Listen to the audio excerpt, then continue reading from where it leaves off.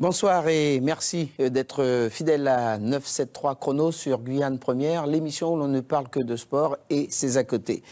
La 5e édition de RAM Guyane, eh bien, c'est pour la fin de l'année, le 25 novembre prochain. Eh bien, on partira de Saint-Louis du Sénégal pour cette course transatlantique entre Dakar et Cayenne. Tara Govindin, vous êtes aujourd'hui la présidente de l'association RAM Guyane. Comment se présente cette 5e édition? Plutôt bien. Effectivement, on est une équipe très impliquée, très dynamique, que je préside depuis 2 ou 3 mois.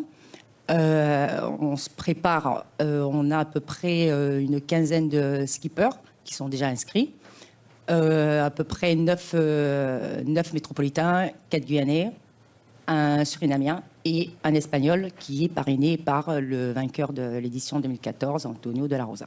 Alors, la particularité, c'est qu'au départ, lorsque cette course a été créée, on partait de Saint-Louis du Sénégal. On est parti ensuite de Dakar, qui est un petit peu plus près.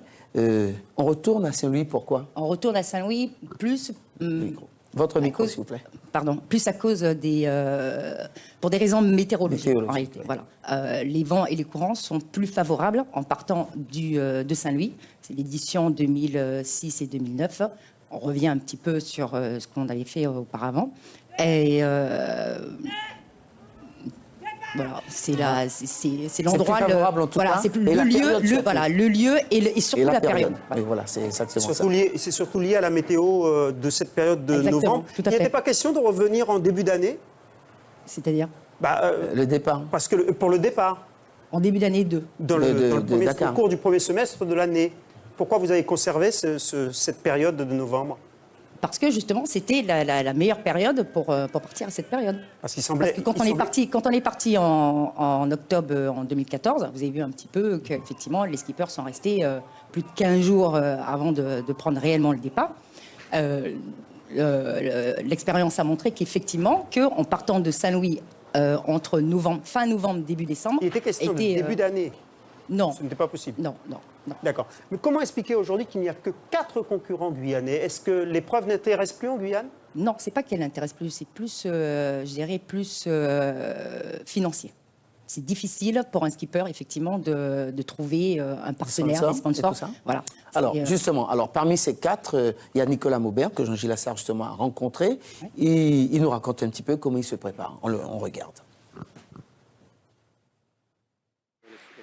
Moi, j'ai grandi en Guyane.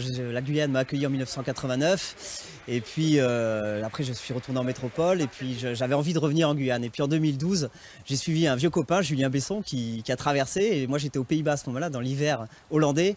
Et je voyais Julien revenir vers la Guyane. Et je me suis dit, si je reviens en Guyane, je fais ça. Et puis, voilà, j'ai pu revenir en 2013. J'assistais à l'arrivée en 2014 de la dernière édition. Et je me suis dit, je me lance. Ma plus grande crainte au départ, c'était le mal de mer, mais on va se préparer pour éviter tout ça. Non, voilà, ça fait 1 an et demi que je me prépare déjà, dès l'arrivée de la dernière édition. Donc ça a commencé par les travaux du bateau, la recherche de sponsors évidemment. Et puis maintenant, on a encore 8-10 mois pour finir l'entraînement physique, tactique, et puis que tout se passe très très bien.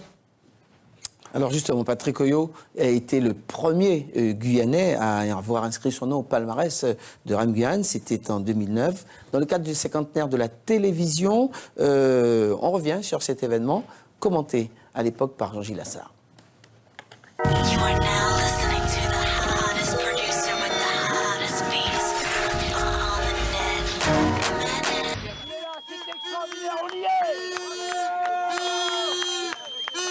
« 42 jours, 11 heures, 27 minutes et 44 secondes, c'est le temps que Patrick Oyo aura mis pour relier Saint-Louis du Sénégal à la Guyane. Il est 17h27, nous sommes à l'embouchure du Mahuri, à l'est de Cayenne.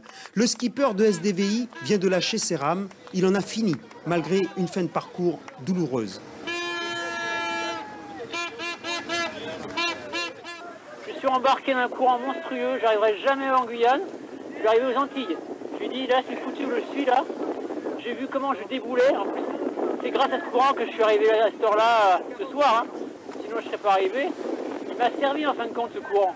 Mais, putain, pour s'en sortir, je me suis sorti juste à temps. Finalement, c'est grâce aussi assez proches, venus le soutenir, que Oyo a pu terminer un défi préparé depuis 1 an et demi. Amateur d'efforts en solitaire, le Kouroussien était loin de s'imaginer dans quelle galère il s'embarquait. Les premiers jours, non, j'étais pas bien. Franchement, les premiers jours, on se demande, mais qu'est-ce qu'on fait là? C'est l'horreur. Alors, le fait d'avoir déjà un peu mal de mer au départ, se retrouver dans un rythme incroyable. Les premiers jours, tu finis de ramer, tu n'as même pas la force de manger. Tu tombes sur ton lit, tu dors.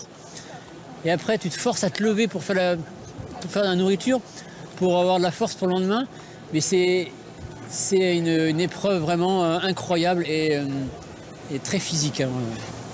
Physique, pas seulement, car au-delà de ce dépassement de soi, Oyo a sans doute fait la différence sur des détails techniques face à des adversaires comme Favre et Bonnier, spécialistes des avirons.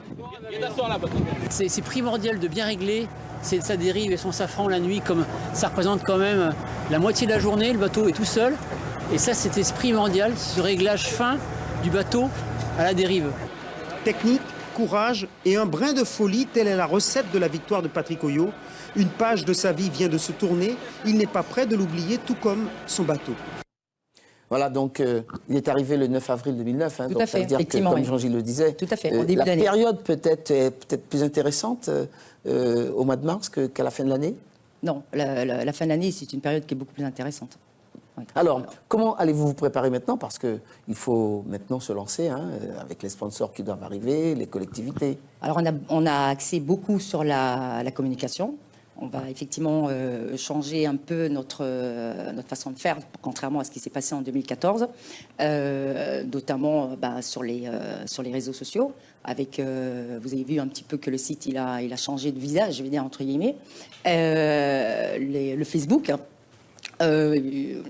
On va quand même mettre en place des 4x3. On va faire un village. Ce qui est très important, c'est le village qu'on va mettre en place à l'arrivée.